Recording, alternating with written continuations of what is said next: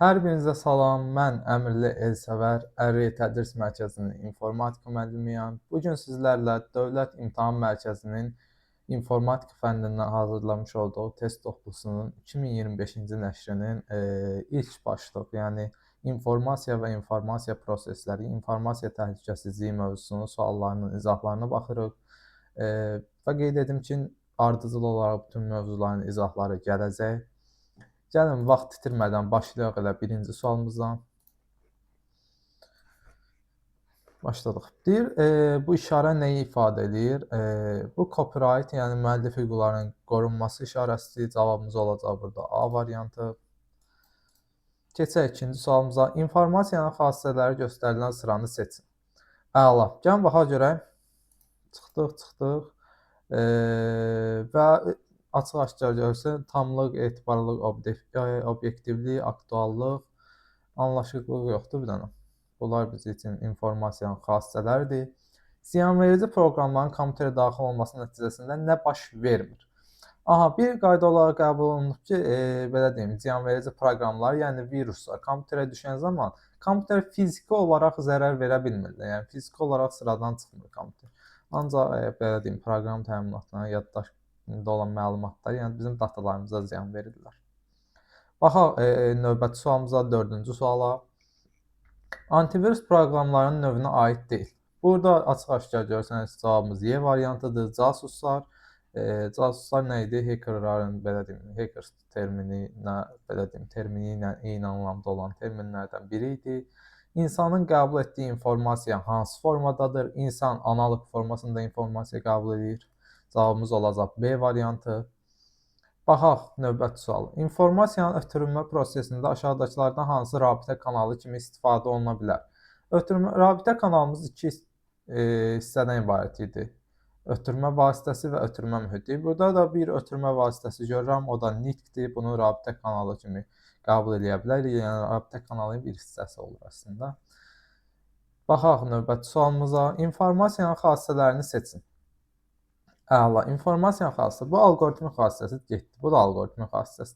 İnformasiyanın xassəsi, alqoritmin xassəsi, informasiyanın xassəsi, alqoritmin xassəsi. 3, 5. Cavabımız oldu C variantı. Hansı şifrələmə metodunda həm şifrələmədə, həm də deşifrələmədə eyni açardan istifadə olunur? Bu simmetrik şifrələmə metodudur.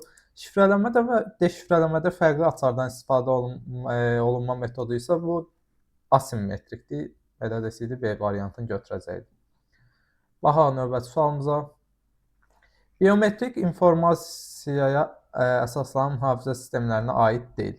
Elə gördüyümüz kimi birincisi A variantı olacaq, bizim üçün bu aid deyil. Biometrik mühafizə sistemləri 5 dənə idi.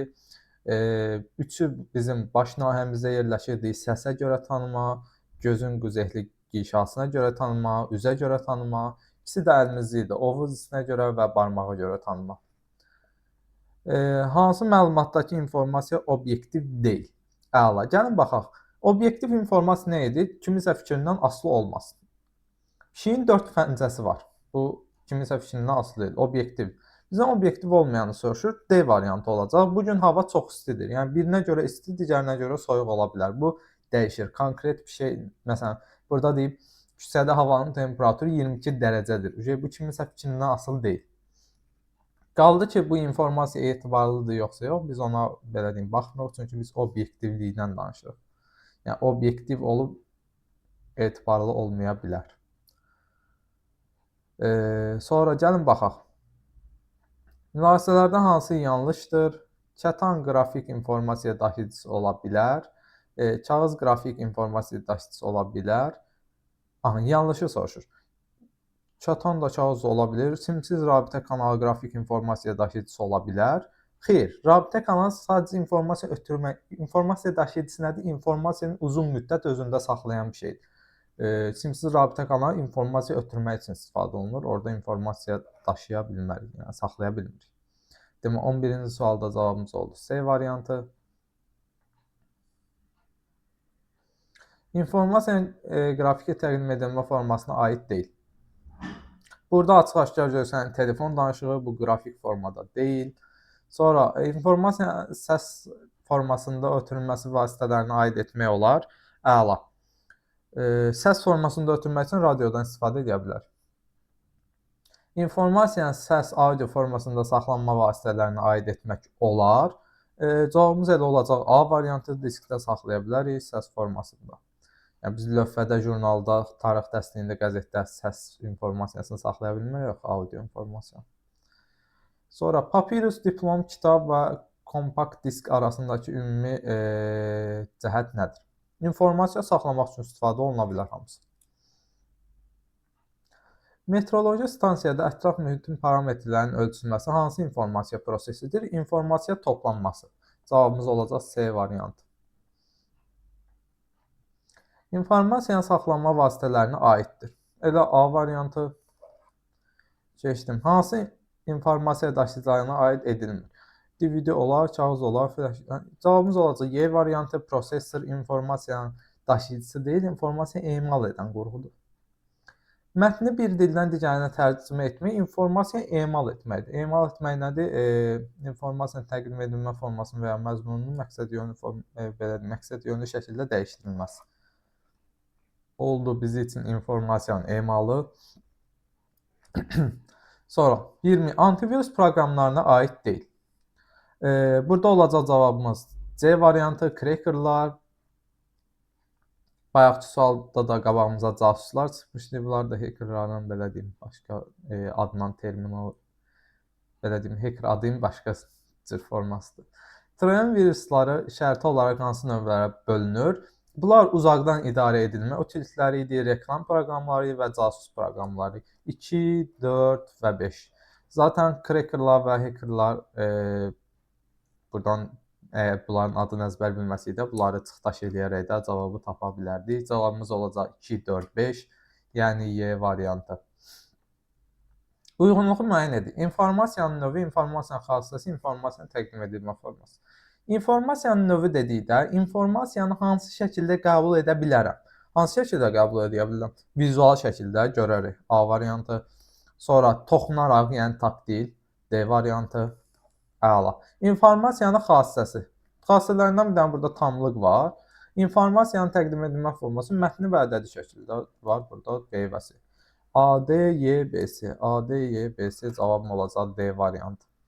Keçək növbəti sualımıza. İnformasiyanın kompleks mühafizə sisteminə daxildir. Təşkilati mühafizə, sonra mühəndis texniki mühafizə, bir də qanunverici mühafizə. 1, 3, 5 cavabım oldu B variantı. Nitq özəlliklərinə görə tanıma və daktiloskopiyada, bu da biometrik mühafizə sistemləri idi. Gəlin baxalım növbəti sualımıza. Aha, biometrik mühafizə sisteminə aiddir. Parol aid deyil. Bayaq saydıq 5-dən aid. Gözün qızıqlı güşasına görə tanıma, daktiloskopiya və nitq özəlliklərinə görə tanıma. 2, 4, 5. Baxaq 25-ci sualımıza. Obyektiv informasiyadır. Aha, gəlin baxaq. Obyektiv. Y variantını gördüm. Deyir, meteoroloji stansiya bu gün küləyin sürətinin 8 km/saat olduğunu bildirib. Bu konkret ədəddir. Yəni, bu kiminsə fikrindən asılı olası deyil. Cavabımız oldu Y variantı. Antivirus proqramlarıdır. Gəlin baxaq. Çıxdaş eləməklə sürət tapa bilər. Trojan viruslu, casuslar və Scribus-ı çıxarıq. Scribus da nəşriyyat sistemidir. Yerdə qalacaq Panda, Doktor Web, MS Afr. Oldu 1, 4, 5. Cavabım oldu C variantı. Baxaq 27-ci sualımıza. Sezar şifrindən istifadə edərək direktor sözünə uyğun gələn simvollar yığınını seçin. Əla. Gəlin baxaq. Direktor.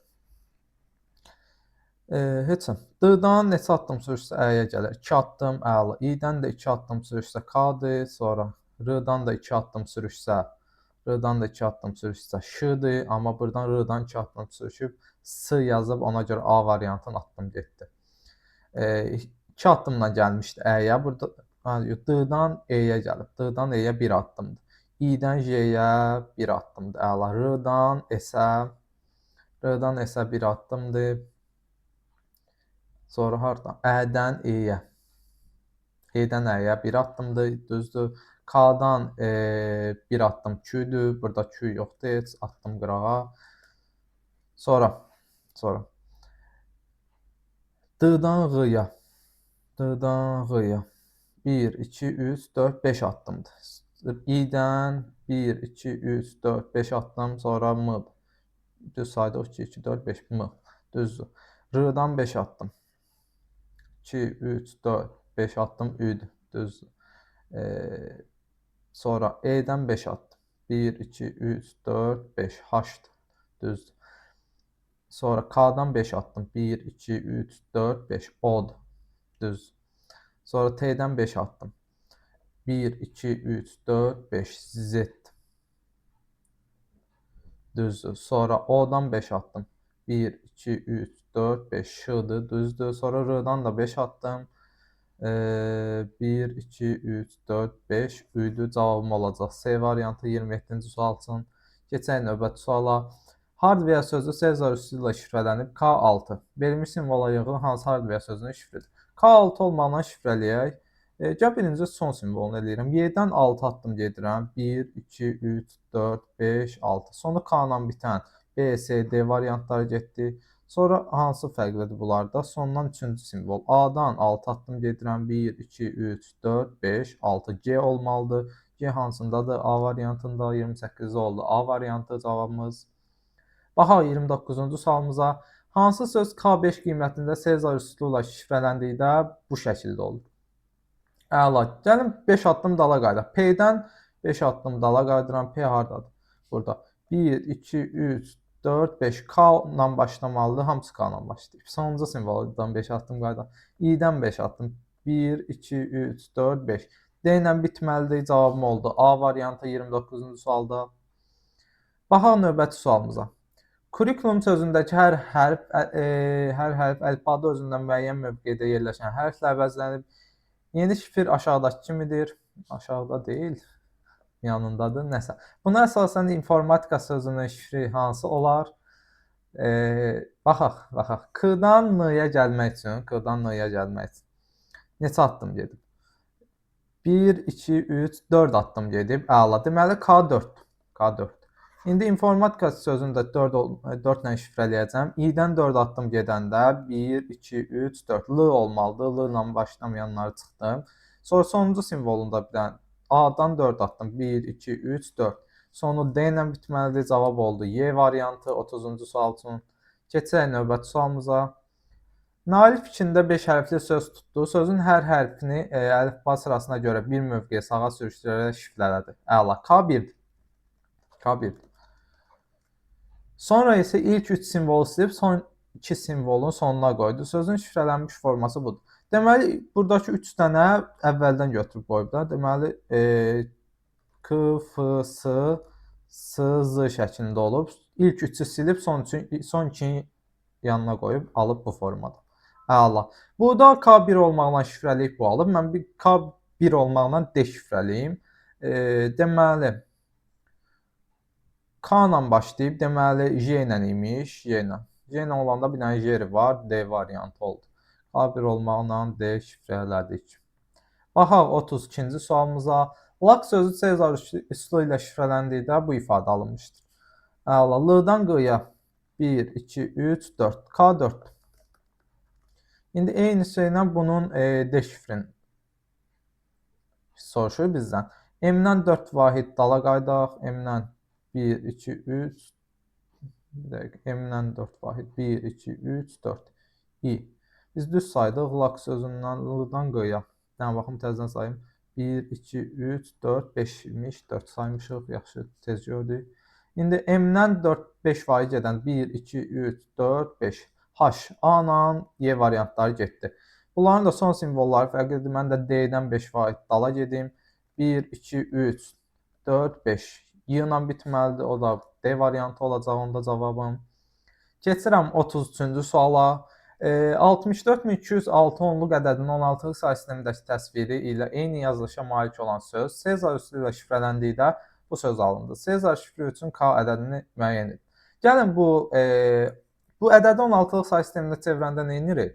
16-ya bölə-bölə gedirik, qalıqları tərsdən düzürük. Onda 16-ya bölünəndə ilk alınan qalıq bizdə olacaq sonuncu, yəni bu belə deyim, şifri bu olan sözün sonuncu hərfi. Deməli, gəlin burada 64206-nı 16-ya bölək görək ilk qalağımız neçə olacaq. Burada 4 dənə 64 çıxıldı, qaldı 0. Bura 0 atdıq, 2 düşdü yanına, yoxdur. 20-nin içində bir dənə 16 çıxanda qalır neçə? 4, 4, 20 içində bir dənə 4. Bu 4-ün içində də yenə yoxdur. 46 gəldi burada. 46-nın içində 2 dənə olacaq, 32. Bu da çıxanda nə olacaq? 4, 1, 14. İlk alınan qalığım 14-dür. 14 də 16-lıq say sistemində nədir? Y. Yəni bizim şifro bu olan sözün sonuncu, belə deyim, simvolu, sonuncu hərfi deyək, Y hərfi imiş. Y-dən H-a gəlib. Heç əvvəlkiləri tapmağa ehtiyac yoxdur. Y-dən H-a gəlib. Y-dən H-a gəlmək üçün 1, 2, 3 vahid getməli. Deməli, K3 imiş. Bu formada sürətli şəkildə həll edə bilərik. Keçək növbəti sualımıza. Python sözündəki hər bir hərf özündən 4 mövqe məsafədə yerləşən hərflə əvəzlənib. P-dan 4 gedəndə 1, 2, 3, 4. T. Hamısı T ilə. Tam sonuncu simvola baxaq. Sonuncu da yəqin R olacaq. N-dan 4 vahid 1, 2, 3, 4. R-dır. Bunları çıxdıq. Bunlardan hamısının sonundan ikinci simvola baxaq. O-dan 4 vahid gedəndə 1, 2, 3, 4. S-lə olmalıdır. A variantın çıxdı. Qaldı D ilə S variantları. Deməli, Y-dan 4 vahid gedəndə 1, 2, 3, 4. S olmalıdır. Yəni, cavabım oldu D variantı. TS olmalıdır. Yəni. Baxaq 35-ci sualımıza. Kodlaşdırma sözündəki hər bir hərf özündən müəyyən mövqedə, məsafədə yerləşir. Hərflə əvəzlənib hansı simvol yığımı kodlaşdırma sözünün şifridir? Baxaq.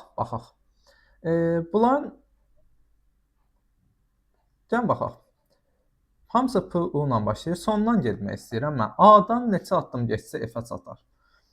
1, 2, 3, 4, 5, 6, 7. Aha, A-dan F-ə çatmaq üçün 7 addım getməlidir. 7 addım. Əla, 7-ni elə yazdıq ki, oxunmadı. İndi görək, deməli, bu bir neçədir? M-dən 7 addım gedəndə nə olur? M-dən 1, 2, 3, 4, 5, 6, 7. Ş olur. Hamısı Ş-dır, bu Y-dır. Deməli, hara kimi eynidir bunlar? Buna kimi. 5-ci, sondan 5-ci simvol. 1, 2, 3, 4, 5. Gəlin D-dən 7 addım gedək. 1, 2, 3, 4, 5, 6, 7, 8. I olmalıdır. I olan da yoxdur. I olan da yoxdur. Düz getdikdə bir dənə təzədən baxaq. 2, 5 addım. 5-ci. Əla. D-dan 1, 2, 3, 4, 5, 6, 7 addım getdi. Daha doğrusu X olur. Necə saymışıq? 1, 2, 3, 4, 5, 6, 7. X olan hansıdır? A variantıdır. Bu variant getdi. Deməli, bu variantla işimiz yoxdur. Sonra hansı variant getdi? 2, 2, 4. H gəlir. F-ni yerlə qutarıb H gələ bilər. Amma fikir verin. M-dən 7 addım gedəndə Ş hərfi eləyirdi. Yaxşı, A-dan da 7 addım gedəndə F hərfi eləyirsə, onda burada Y ola bilməz. Bunların addım sayıları fərqlidir deyə avtomatik B, C, D variantlar getmiş oldu. Qaldıq A ilə Y variantı arasında. Bunların ikisi üçün də K-nı 7 olaraq qəbul edirik. Çünki F-ə gəlmək üçün 7-dir. İndi görək hansı simvollar fərqlidir. O heç nə. İlk 4-cü simvola baxaq. 1, 2, 3, 4. L-dan 1, 2, 3, 4, 5, 6, 7 addım gedəndə S eləyir. A-da S-dir, bunda Ş-dır. Deməli, cavabım olacaq A variantı 35-ci sual. Sadəcə necə belə deyim, bütün variantları bir-bir yoxlamaq yerinə daha sürətli eləməyə çalışdıq. İndi ola bilərdi ki, nəsə daha qısa yol var, o ilk baxışda görmədik. Gəlin baxaq 36-cı suala. Yenə eyni sual tipidir. Baxaq görək. X. Baxın, X-a uyğun belə K-nı müəyyən eləyə bilərik. Çünki hamısı X-la bitir. S-dən neçə addım getsə X olacaq? S harda? 1, 2, 3, 4, 5. Deməli, K bunlar üçün 5-dir. Əla. İndi fərqli simvollarına baxaq. Hamısının belə başa düşdüm. 3-cü simvolu yox, hamısının yox, bir dənə birincinin fərqlidir. Eybi yox. 4-cü simvola baxmaq istəyirəm. 1, 2, 3, 4. 1, 2, 3, 4. D-dan 5 addım gedəndə 1, 2, 3, 4, 5. I eləməlidir. Neçənci simvolu? 4-cü simvolu I olmayanları çıxıram. Qaldı hansılar? B, D, Y variantları arasında. İlk simvola baxın bir dənə. V-dan, W-dan 5 addım. 1, 2, 3, 4, 5. B olmalıdır. getdi. B ilə Y variantları arasında qaldı. Bunların da ikinci simvolları fərqlidir. I-dən 5 addım. 1, 2, 3, 4, 5. N olmalıdır. N ilə olan da Y variantıdır. Cavabım olacaq 36-cı sualda Y variantı. Gəlin baxaq 37-ci suala. Eltac Sezar şifrindən istifadə edərək fizika sözünü K2 olaraq şifrələdikdən sonra alınan simvollar yığınını tərsə çevirərək K3 ilə yenidən şifrələyib dostuna yollar. Dostuna yolladığı şifrələnmiş simvollar yığını müəyyən et. Deməli, fizika K2 olaraq şifrələyək. K2 olaraq şifrələyək. Bir dənə fikir verin. K2 olaraq şifrələyir, alınmış simvollar yığının tərsinə çevirir. K3 olaraq təzədən şifrələyir. Elə mən K2 ilə K3-ü bir yerdə eləyərək, yəni K5 olaraq şifrələsəm, tərsinə çevirsəm, yenə eyni şeyi almış olacam. Yəni F-i 1, 2, 3, 4, 5. F-i K eləyərəm. Sonra F daha doğrusu 1, 2, 3, 4, 5. Aha. Sonra nə edirəm? Sonra hansı? I. Bir dəqiqə. Cavablardan onsuz bir dənə fikir verin indi. Davam eləməyimə ehtiyac yoxdur. Fizika sözünü K2 olaraq şifrələsəm, tərsinə çevirsəm, təzədən K3 olaraq şifrələsəm, sonuncu simvol K olmuş olacaq da. Yəni F tərsinə çevriləndə bu K2 olmaqla şifrələnəcək, düşəcək axıra. Bir dənə də 3 olaraq şifrələyəcəm. K5 olaraq şifrələnib axıra düşmüş olacaq F. Burada da sonu K ilə bitən bir dənə bu variantdır, D variantı. Gəlin keçək növbəti sualımıza. Sezar üssü ilə mətnin tək sıradakı hərflərini 3 vahid sağa, cüt sıradakı hərflərini 2 vahid sola şifrələnir. Şifrli mətn bu formadadır, orijinal mətni soruşur. Gəlin baxaq. Deməli 1, 2, 3, 4. Tək sıra, cüt sıra. Gedək. Hamısını ilk nəsə davam edək görək. 1, 2, 3, 4, 5, 5, 6, 7, 8, 9, 10, 11, 12. Sonuncunu tapmaq istədim. Mən sondan axıra getməyi xoşlayıram çoxla. Deməli, bu cüt sıradakı hərfdir. Cüt sıradakı hərfləri 2 vahid sola eləyir. Deməli, hansısa hərfdən 2 vahid sola gedib L-nı alıb. Bu hərf hansıymış? N imiş. Deməli, sözün sonuncu simvolu N imiş. Cavabım olacaq B variantı. Keçək növbəti sualımıza. Mətndə hər ikinci hərf K1 olmaqla Sezar üssü ilə şifrələnib. Qalanları eyni qalıb. Şifrli mətn olarsa orijinal mətni müəyyən edin. Boşluq simvolunun dayandığı mövqeyi nəzərə alınaraq olduğu kimi qalır. Çox Azərbaycanca belə deyim. Nəsə. Yəni həll eləyək.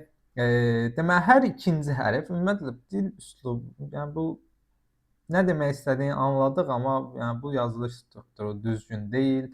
Azərbaycanda da ciddi problem var. 1, 2, 3, 4, 5, boşluq 6, 7, 8, 9, 10, 11. Demək istədiyi odur ki, tək cüt yerdə duranlar. Hər ikinci hərf. Yəni bu boşluq olduğu kimi qalır. Bu, nə bilim, bunlar K1 olmaqla şifrələnir.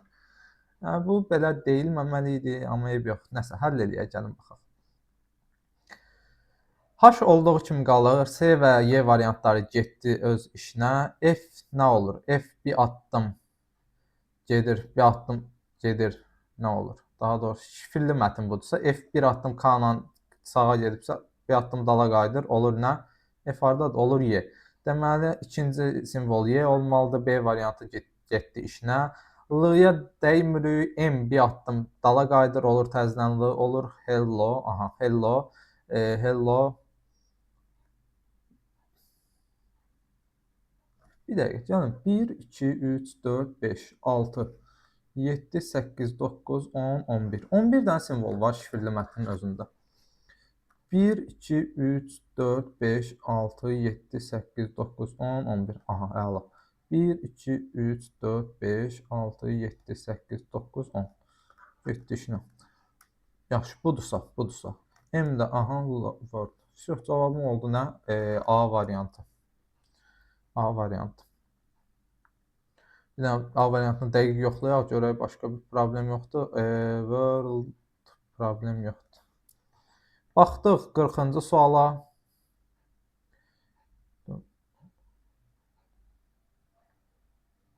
Bir dəqiqə. Şu.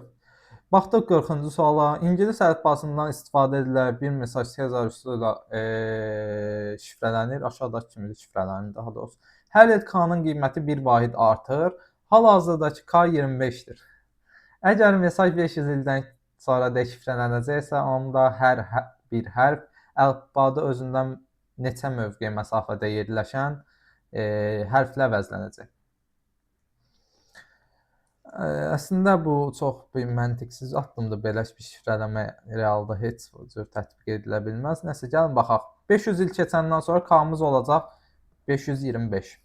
Əla. Biz də bilirik ki, ingilis əlifbasıdır. 26 dənə hərf var.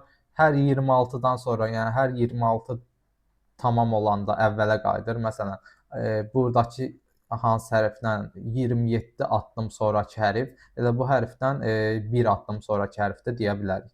Biz də K-nın içindən tam 26-ları çıxartsaq, 520 çıxarmış olacaq, yerdə qalmış olacaq 5. Yəni hər bir hərf əlifbada özündən sonraki 5 mövqedə yerləşən hərflə əvəzlənir. Amma dediyim kimi bu suala belə deyə bilərik. Gəlin baxaq növbəti sualımıza. Database sözü ingilis əlifbasına əsasən soldan sağa doğru x sayda simvol sürüşdürmə üsulu ilə şifrələnir. Əla. Daha sonra alınmış küfür özü də soldan sağa doğru y sayda simvol sürüşdürmə üsulu ilə şifrələnir. Dedikdən sonra yeni üsulu ilə yenidən şifrələnir. Nəticədə ilk sözü, yəni database sözü əldə edilir. Əla. Görürsən, buna əsasən fikir verin. Deyir ki, database sözünün D-ni nəsə x addım sürüşdürürəm. Tutaq ki, məsəl üçün gəldi bura x addım.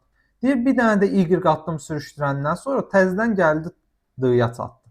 Əla. Bu necə ola bilər? İngilis əlifbasıdır. 26 dənə hərf varsa, ümumi D-dən 26 addım, D-ni 26 addım sürüşdürəndən sonra gəlib D ola bilərsə, indi fərqi yoxdur. X1 olsun, Y olsun 25 və yaxud x25 olsun, y1 olsun. Amma nəticədə x plus y-in cəmi 26 olmalıdır ki, təzədən gəlin mən eyni sözü əldə eləyə bilim. Belə. Uyğunluğu müəyyən edin. Təqdimatın buludda saxlanması bərabərsizlik sistemin həlli, gün ərzində xəstənin hərarətinin ölçülməsi. Əla. Təqdimatın buludda saxlanması adından da göründüyü kimi informasiyanın saxlanmasıdır. Bu getdi B bura. Sonra nədir? Bərabərsizlik sistemin həlli. Bu olacaq informasiyanın emalı, yəni öyrənib bilik deyə bilərik buna. Bura getdi C variantı. Gün ərzində xəstənin hərarətinin ölçülməsi. Bu da informasiyanın toplanmasıdır. Bu da olacaq A variantı. Sonra keçək növbəti sualımıza. Uyğunluğu müəyyən edin. Aha, qrafik mətn ədədi.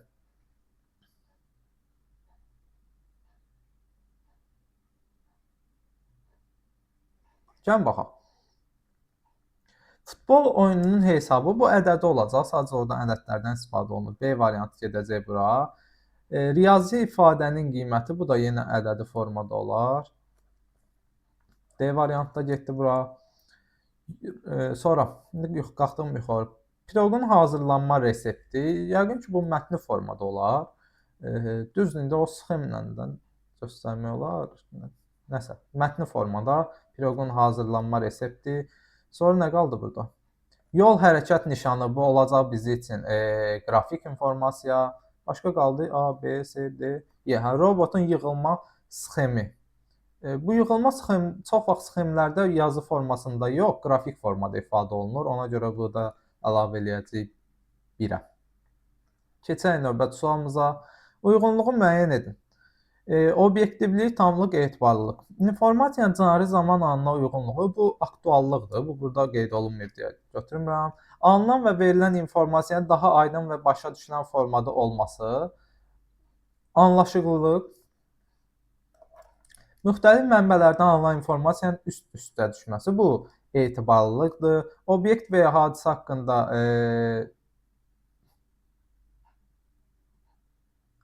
hara oxuyum? Mənbələrdə müxtəlif getdi. Obyekt və hadisə haqqında toplanmış informasiyanın miqdarı ilə müəyyən olunur. Bu tamlıqdır. İnformasiyanın obyektiv gerçəkliyə uyğun olması. Məcbur bunu da atacaq 1-ə. Sonra keçək növbəti sualımıza. Uyğunluğu müəyyən edin. Detektorlar, müfəttişlər, vaksinlər. Gəlin baxaq. Detektorlar.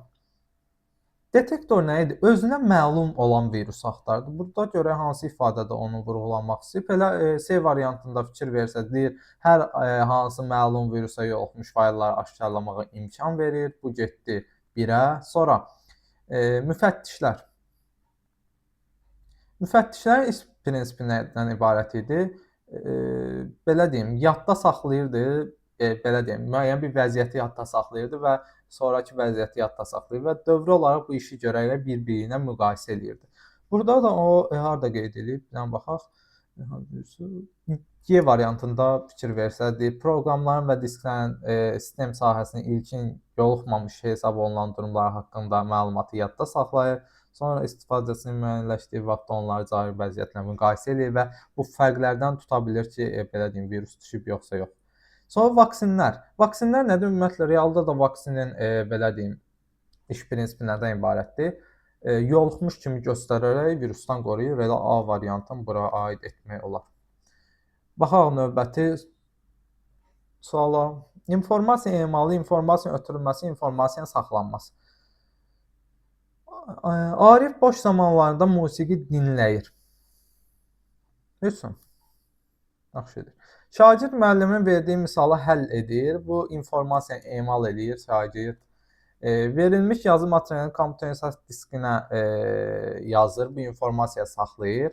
Televizorda bu gün havanın soyuq olacağı barədə məlumat verildi. Televizordan informasiya ötürdülər. Şagird bir neçə mənbədən məlumat əldə etdi. İnformasiya topladı. Toplama yox idi onsuz. Heç nə. B, D, C. C-də o da özü Y oxşadı. C-dir. Verilmiş yazı kompüterin statistikasından köçürülür. Baxaq 47-ci son sualımıza. Obyektiv tamlıq, aktuallıq. Obyektin vəziyyəti haqqında düzgün qərar qəbul etmək üçün kifayət olan informasiya tam informasiyadır. İnformasiyanın bir şəxsin fikrindən asılı olmaması obyektivlik xassəsidir. Sonra informasiyanın bir neçə mənbədən üst-üstə düşərək uyğun olması bu etibarlılıqdır. İnformasiyanın cari zamana uyğun olması bu aktuallıqdır. Yalnız konkret zamana, konkret insanın başa düşməyi də bu da hansı xassənin pozulmasıdır? Anlaşqılıq xassəsi. Belə. Bitdi. 47 dənə sual izahlarına baxdıq. Növbəti videolarımızda görüşmək ümidi ilə sağ olun, salamat qalın. Kanala abunə olmağı yaddan çıxarmayın.